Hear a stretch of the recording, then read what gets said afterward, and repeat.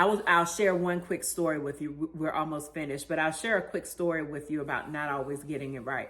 So when it comes to when trauma happens, when things in your life happen, pay attention to what the enemy brings when you go through difficult situations. For me, I knew it was always men.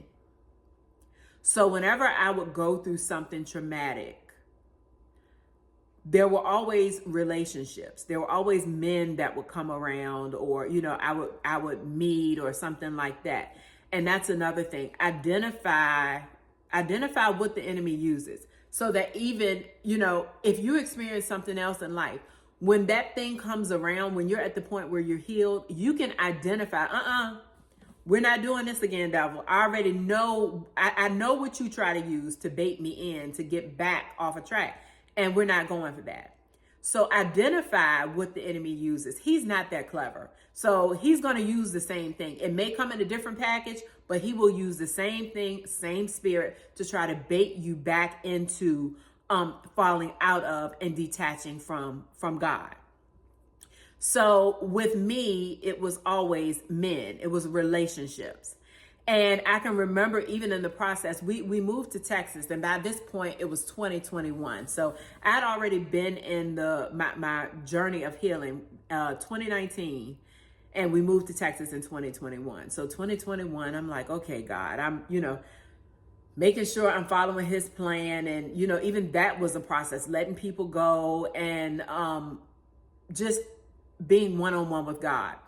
And in the journey, God told me, I don't want you dating.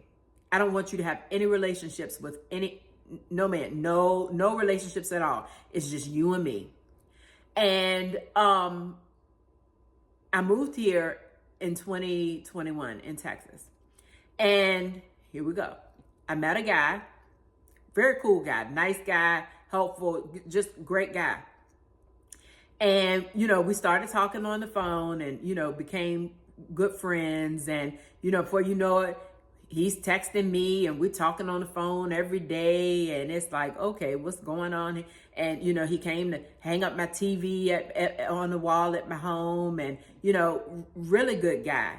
But one night I was laying in the bed and I'm like, God, so what's up? What's up with this person?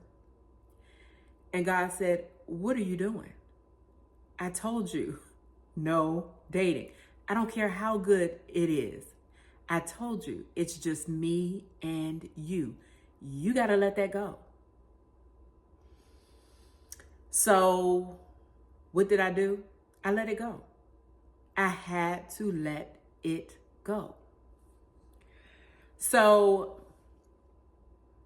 God had given me instructions, no dating.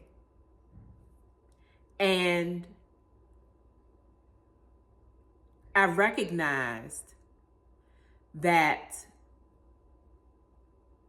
what the enemy again was doing, and not that the individual was bad, because he was a good person, but the enemy was trying to bait me in again to enter into a relationship with someone after God he specifically told me, no dating.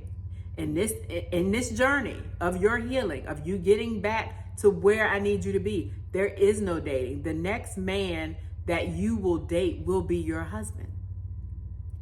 And I had to stick to that. So the journey, sometimes you will mess up, but that doesn't stop God from continuing to align you. You just, you identify it and you put it to the side and you keep moving. God, okay, I'm gonna let this go. We talk about letting go. I'm gonna let this go and I'm gonna turn to you. I'm gonna do exactly what you've instructed me to do.